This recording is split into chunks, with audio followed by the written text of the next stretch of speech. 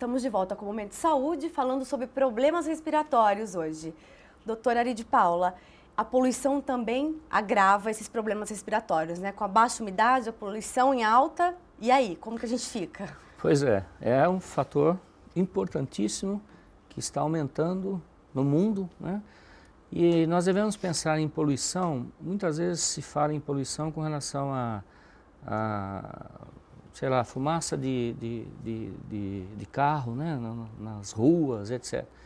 Nós temos que pensar num outro tipo de poluição que é, historicamente falando, o aumento do número de produtos químicos novos na atmosfera. Se você pensar 100, 200, 100 mil anos atrás, a quantidade de produtos químicos na atmosfera era muito, mas muito menor do que agora. Então, e cada dia está se produzindo mais produtos químicos. Um exemplo simplíssimo, clássico disso é inseticidas que nós usamos para pernilongo durante a noite. Perfume, desodorante, não existia isso, né? Foi bom o senhor tocar nisso, porque a gente, como o senhor disse, a gente pensa muito no problema respiratório devido à poluição do ar da atmosfera pela fumaça dos carros, pela poluição dos automóveis, né? Exato. A gente pensa muito, mas legal o senhor tocar nessa parte, porque né, a gente esse tipo de poluição, que na verdade, né, eu estou colocando tudo meio junto, mas para alertar a população, no sentido de que dentro de casa, a hora que você usa um desodorante, é uma poluição química. Um aerossol, por exemplo. Tá? É uma poluição atmosférica.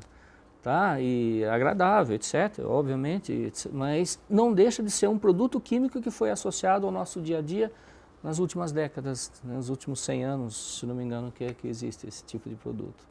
Então, não é só a poluição do carro, da rua, é a poluição que nós mesmos fazemos, né, nós no nosso mesmos dia a dia. Fazemos também no dia a dia. E cada vez, dia a dia está aumentando a quantidade de produtos químicos, né, na atmosfera. Veja aí o tabagismo que já falamos, são 5 mil produtos químicos, né, só o tabagismo. Só o tabagismo. E doutor, eu quero um pequeno problema respiratório, por exemplo, ocasional do clima seco. Ele pode virar uma doença mais grave, agravar esse quadro e virar uma doença respiratória? Para quem tem... Normalmente, a verdade é o seguinte, para a população em geral, a maioria da população que está saudável, entre aspas, tá? A chance de virar um problema grave é muito pequena, porque ela está com seu sistema imunológico adequado e está, digamos assim, se protegendo. Ela pode passar tossindo 3 meses, né? O que acontecia se não tivesse médico e nem remédio na pré-história? O sujeito tossia durante todo esse período de estiagem, mas não morria de pneumonia. Tá? Então ele se protegia. Agora, para um paciente que tem alguma patologia de base, como uma bronquite asmática, por exemplo, como asma, ele já tem um problema e então esse tipo de atmosfera pode facilitar o desenvolvimento de alguma doença mais grave, por exemplo, uma pneumonia, uma bronquite infecciosa, etc. Um outro tipo de paciente que deve se tomar cuidado para essa situação são os chamados imunodeprimidos, os pacientes que têm dificuldades do seu sistema imunológico de atuar. Aí um exemplo clássico seria a AIDS, mas entre outros, não só a AIDS, mas outras doenças imunossupressoras, como diabetes, como quem tem que fazer uso contínuo de corticoides, por exemplo, que são drogas imunossupressoras. Então esse tipo de paciente está mais susceptível a uma infecção decorrente dessa, digamos assim, seria uma consequência disso, não direta, mas indireta. E tem pessoas que ficam alérgicas ao longo do tempo, por exemplo, ela não nasce com a rinite alérgica, digamos, ela adquire isso ao longo da vida por diversos motivos? Olha, o sistema imunológico, a alergia, entre aspas, está na corrente sanguínea, está no plasma sanguíneo. Ela se manifesta na pele através de dermatites. Para determinadas pessoas. Se manifesta no olho, conjuntivite. Se manifesta nos seios da face, sinusite. Nos brônquios, bronquite. Então, a origem disso está na corrente sanguínea. Tá? Então, pode ser hereditária. Isso. Na verdade, todos nós somos alérgicos. O que importa é se estamos tendo sintomas ou não. E quando começa a ter sintomas, você começa a ter a doença, ou seja, uma dermatite por causa de um uso de um tecido qualquer, você tem uma dermatite, então você manifestou a doença. Mas já estava lá na tua corrente sanguínea. E nosso sistema imunológico, ele trabalha em períodos de melhora, períodos de piora, melhora, piora, mas abaixo digamos, da linha de considerada doença. Então você não percebe.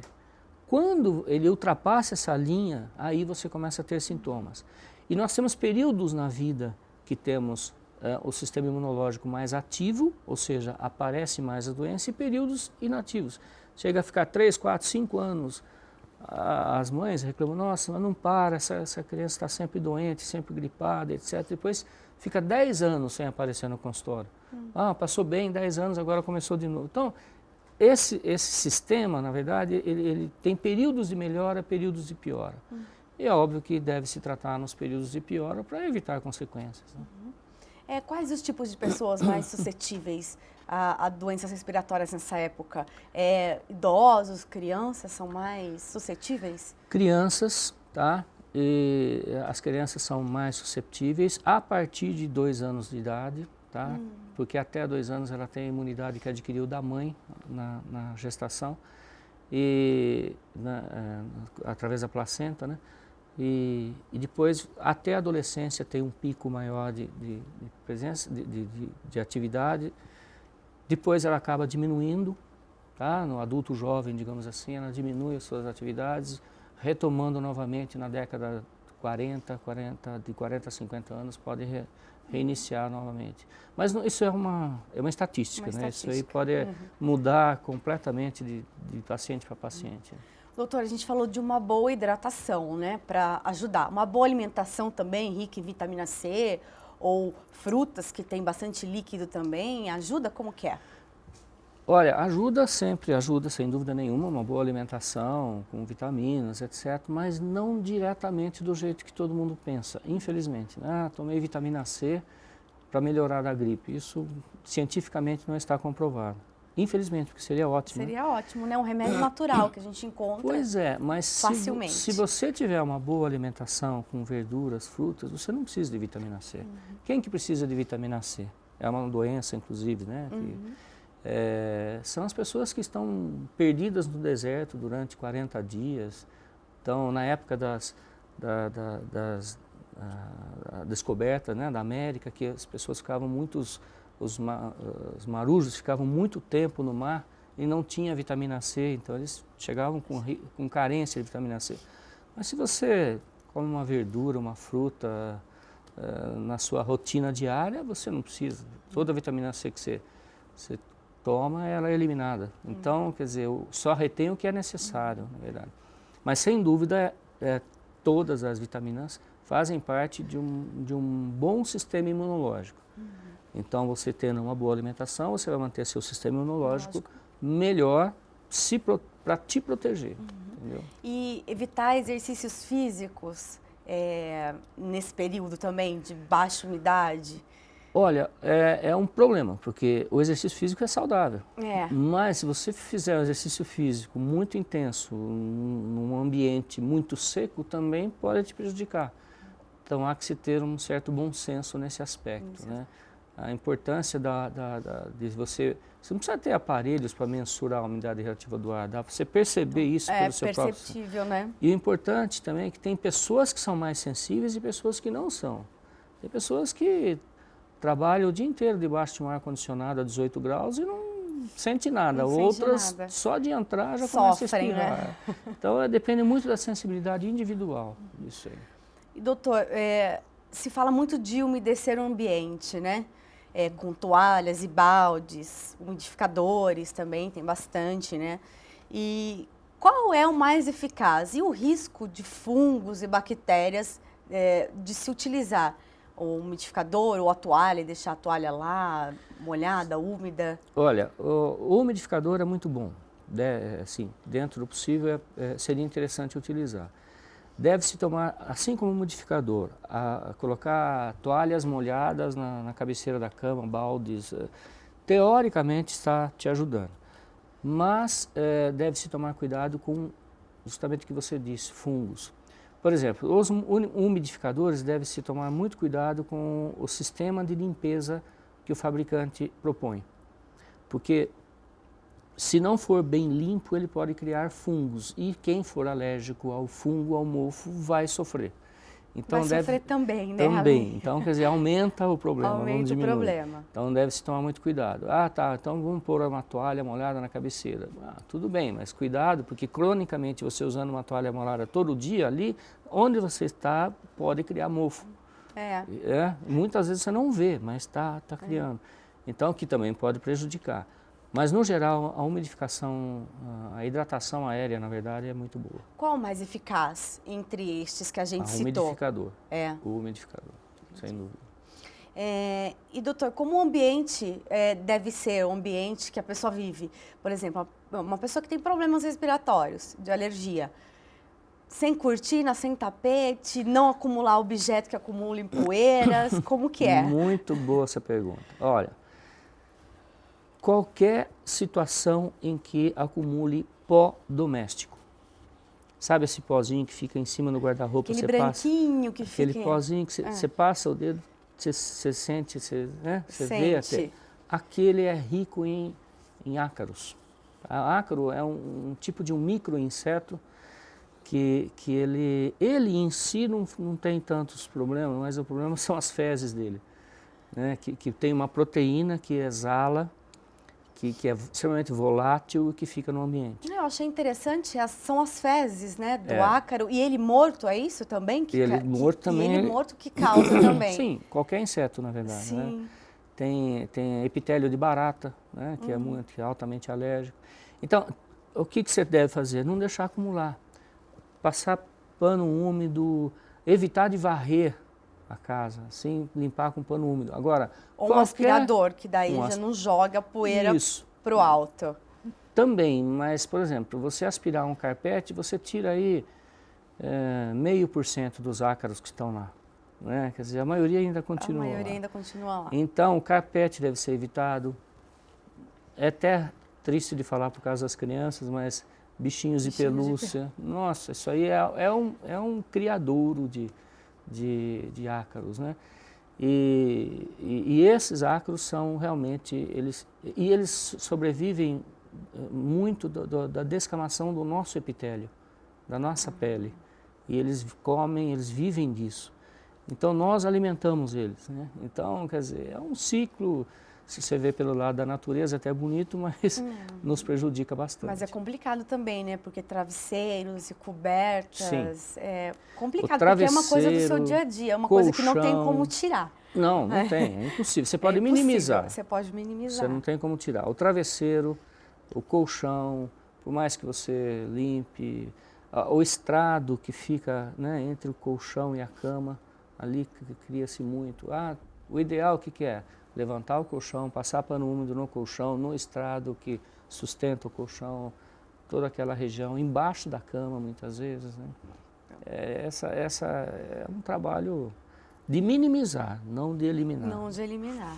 Doutor, para hidratar as narinas, por exemplo, o soro fisiológico é bom? A gente pode utilizar normalmente, diariamente, sem problema? Diariamente, soro fisiológico, eu costumo falar para meus pacientes que é como escovar o dente, né? Não vai te fazer mal nunca. E é o soro fisiológico, esse natural. Claro, existem vários no mercado, né, que você pode comprar em forma de spray, etc. Mas o soro tudo é soro fisiológico. Então, hidratar com soro fisiológico, molhar as narinas diariamente. Quantas vezes por dia? Como é soro fisiológico, quantas vezes você quiser. Quantas vezes você escova o dente por dia? Quantas vezes precisar. Entendeu? Ele então, também, quantas vezes precisar, sem restrição, não tem problema nenhum. Ele mantém a hidratação, ajuda você, entendeu? É importante porque te ajuda no sistema respiratório alto, né? Lá na traqueia, pulmão, nem tanto, mas o sistema respiratório alto te ajuda muito. A gente comentou aquela hora, mas acabou não entrando no assunto. Eu me lembrei agora, falar sobre os corticoides. porque é tão ruim usar, né? Porque às vezes a pessoa está em crise alérgica, já está acostumada. Ah, eu tomo tal remédio, vai lá e compra já. Qual que é o problema disso? Bom, a automedicação, vocês já devem ter ouvido falar, a população toda pode se tornar prejudicial. Sim. Os corticoides são medicamentos ótimos, excelentes, salvam vidas, mas tem que saber usar. Então, o problema do corticoide, ele é o melhor que tem para tirar qualquer crise alérgica de qualquer parte do corpo. Mas ele não pode ser utilizado cronicamente, tem que ser racionalmente utilizado. Quando utilizado de uma determinada forma, de acordo com a faixa etária, tem que se retirar lentamente e não pode ser simplesmente de um dia para o outro parar de tomar. Então, ele é ótimo no sentido de alívio dos sintomas. Mas ele também tem uma atividade chamada imunossupressora. O que é isso? Diminui a resistência, diminui a imunidade, diminui o seu sistema imunológico, diminui as suas defesas. Então, a utilização dele deve ser muito bem consciente, porque você tem que saber que você está diminuindo, apesar de aliviar o paciente, você está diminuindo as resistências as defesas dele. Desse organismo. Então você tem que saber usar. Ele é ótimo, não tem problema nenhum utilizar, desde que se saiba. E para cada caso tem uma dosagem, para cada peso, para cada idade, para cada faixa etária, tem um tipo diferente. Então deve-se saber utilizar para conseguir o melhor efeito desejável sem diminuir ao mínimo a resistência desse paciente. Então, essa dosagem é que o profissional é que vai saber o que, qual e o quanto utilizar, entendeu? E muitas vezes os pacientes tomam uma injeção de corticoide, fica ótimo, mês que vem começa a piorar, toma outra, fica ótimo, mês que vem toma outra, aí eles já começam a criar uma, entre aspas, dependência disso. Sem contar uma que certa resistência também do organismo, pode-se dizer que ela não vai fazer o efeito desejado, que já fez anteriormente, se você tomar muito tempo. Com muita frequência. Com muita frequência. Exato, ele começa a ter uma certa resistência, mas esse ainda não é o maior problema. O maior problema é o que eu estava falando. Se você tomar cronicamente, você está diminuindo cronicamente o seu sistema de defesa. E aí você está mais exposto a outras doenças, que aí pode não ter nada a ver com o sistema respiratório. Uma infecção de unha do pé pode complicar se você estiver usando corticoide. Certo. Entendeu? O Momento de Saúde vai para um breve intervalo e já voltamos.